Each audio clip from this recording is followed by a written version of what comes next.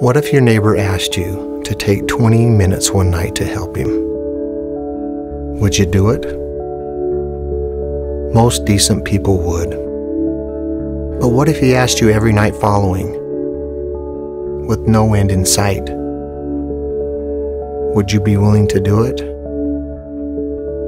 At what point would helping become an irritant? When would serving your neighbor feel more like servitude? This is a story about Kathy, and it takes place over 3,000 nights, 7 days a week, 365 days a year. It has been going on for over 7 years, and it's changed the life of ordinary folk like me.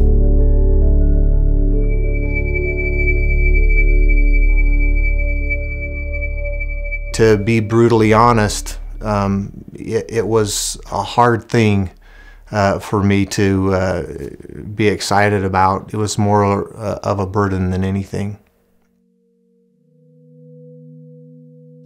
I was in Dr. Nord's office, my neurologist, and he proceeded to tell me I had multiple sclerosis. And I looked at my husband and I said, "Did you just hear what the doctor said?" It's documented proof that I am 1 in a million. We'd been married 16 and a half years. I assumed my husband was okay with it. And I think that it may have been too much in his mind, thinking things were going to get worse. It hurt tremendously. Throughout the divorce proceedings, I went from walking with 1 cane to having 2 canes, and then I had to use a wheelchair. Kathy has lived in this home and in this neighborhood for a long time. In order to stay in her home, she had to have help getting in bed at night. She wasn't able to get out of her wheelchair and put herself into bed. Her boys carried the burden prior to us coming in full-time and lifting her into bed, and it just became a lot of work for her boys. They would come in the mornings and help her out of bed.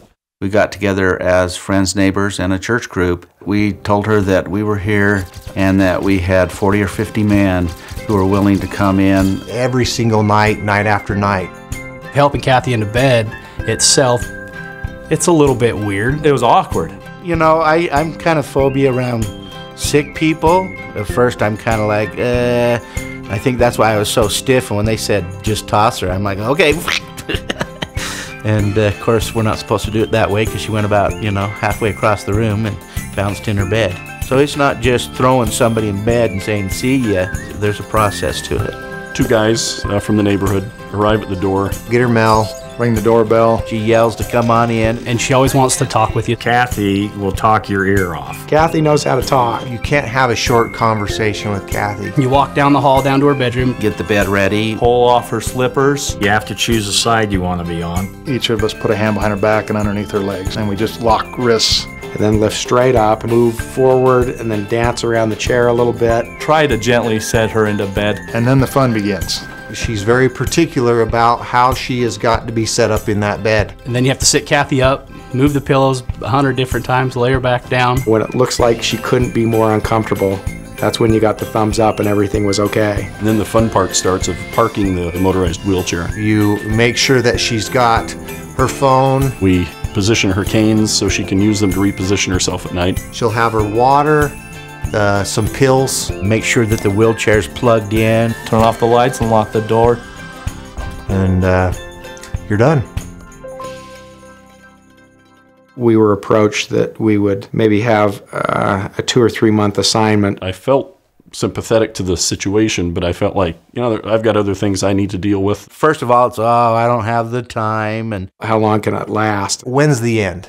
How long are we going to have to be doing this? Can't we get a lift in there? And at church we would talk about this assignment, and it was the topic all the time. Largely brought up by me, by others in our group that were being asked to do it all the time. We all try to think of different ways that we could help Kathy get into bed without us having to come over every single night. It was a burden, to be honest. In those discussions, one person in particular said, I don't see an end in the foreseeable future. Even if we get her a lift, she can't put herself in the lift.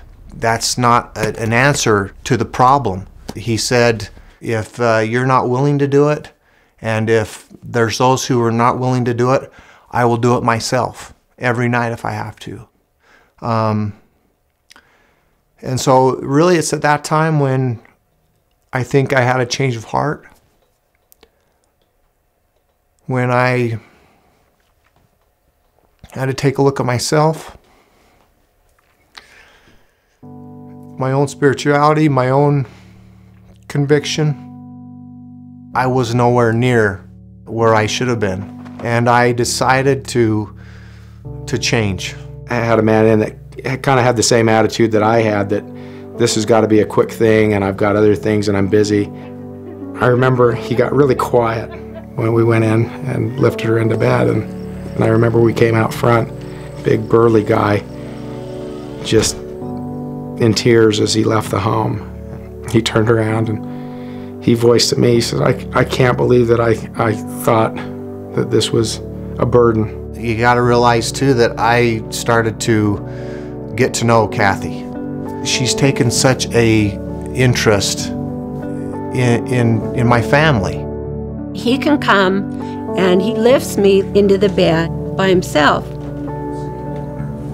It's kind of driven me to be able to stay fit and stay strong for Kathy. When I go to the gym, I do deadlifts, but I call them Kathy lifts. At first, I felt I was taking them away from their families. I didn't want to be a burden. And I honestly didn't think it would last for very long, and I thought it would just be maybe 10 times and then we were done. It's been going on for over 7 years. When I come over now, it's just like tucking one of my own kids into bed. I feel like she's part of my family now, and I asked her if we could just say a family prayer as we put her into bed before we left. Well, you have a good night. It's interesting, the dichotomy between healing the body and healing the soul. When we heal the body, it's always an inward effort. We're always paying attention to ourselves. When we heal the soul, turning inward doesn't work. And the triage of the soul is found in turning outward to other people. Every time I've gone to Kathy's home and dealt with her, it feels like it heals a part of my soul. Really, it's genius how Christ has laid this out for us. As one helps the other helps the other back. I have seen an even greater compassion. It's let me know that I'm not forgotten, that I'm still valued, not only to God, but I have worth to give other people in different ways. You know, I was in a point where I was at my lowest and just not feeling like I was maybe worth anything, or I was falling short. I needed healing, and that's what service does. It heals us. She's lifted me in so many ways. This was that opportunity to serve one of his children. I never realized what that meant until I had this experience of lifting Kathy.